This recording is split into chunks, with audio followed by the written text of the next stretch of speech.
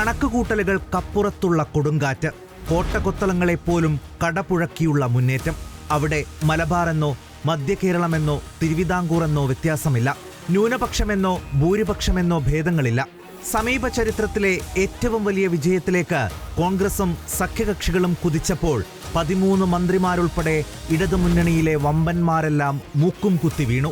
100 സീറ്റുകളുമായി അധികാരത്തിലെത്തുമെന്ന പ്രതിപക്ഷ നേതാവിന്റെ പ്രഖ്യാപനം അച്ചട്ടായി.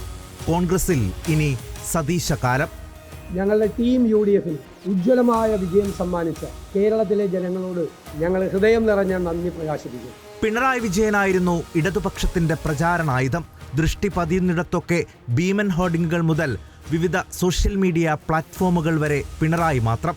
2021 പിണറായിയുടെ വ്യക്തിപ്രഭാവത്തെ വോട്ടാക്കി മാറ്റാമെന്ന ആത്മവിശ്വാസം പക്ഷേ പാളിയെന്നു മാത്രമല്ല, കണ്ണൂരിലെ കോട്ടകൾ പോലും തകർന്നടിഞ്ഞു. എറണാകുളത്തും കോട്ടയവും ഇടുക്കിയും വയനാടും കനലൊരു തരി പോലും ബാക്കിയായില്ല. അപ്രതീക്ഷിത തിരിച്ചടി തുറന്നു സമ്മതിച്ച CPIM സംസ്ഥാന സെക്രട്ടറി MV ഗോവിന്ദൻ തോൽവിയുടെ കാരണങ്ങൾ പാർട്ടി ആഴത്തിൽ പരിശോധിക്കുമെന്നാണ് പ്രതികരിച്ചത്. ഈ പരാജയത്തെ കൃത്യമായിട്ട് മനസ്സിലാക്കി പഠിച്ച് ആവശ്യമായ തിരുത്തലുകൾ വരുത്തി പാർട്ടി മുന്നോട്ടേക്ക് പോകും. ആഞ്ഞടിച്ച UDF തരംഗത്തിനിടയിലും 3 സീറ്റ് പിടിച്ച് BJP കരുത്തറിയിച്ചതാണ് 2026 നിയമസഭാ തെരഞ്ഞെടുപ്പിന്റെ മറ്റൊരട്ടിമറി. കഴിഞ്ഞ തവണ അക്കൗണ്ട് പൂട്ടിയ നിയമം തിരിച്ചുപിടിച്ച BJP ചരിത്രത്തിലാദ്യമായി ചാത്തന്നൂരിലും കഴക്കൂട്ടത്തും കാവിക്കൊടി പാറിച്ചു.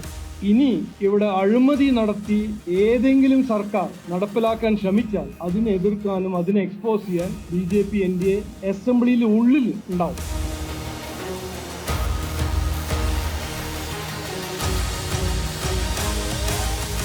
ജനവിധി കേരള രാഷ്ട്രീയത്തിന് നൽകുന്ന പാഠമെന്ത്?